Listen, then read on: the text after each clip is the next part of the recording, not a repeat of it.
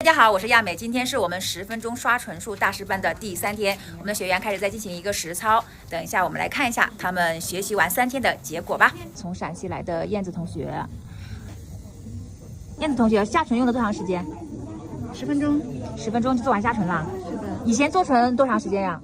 以前做唇要2个小时。今天学完10分钟刷唇，感觉怎么样？挺爽的。这个仪器上色怎么样？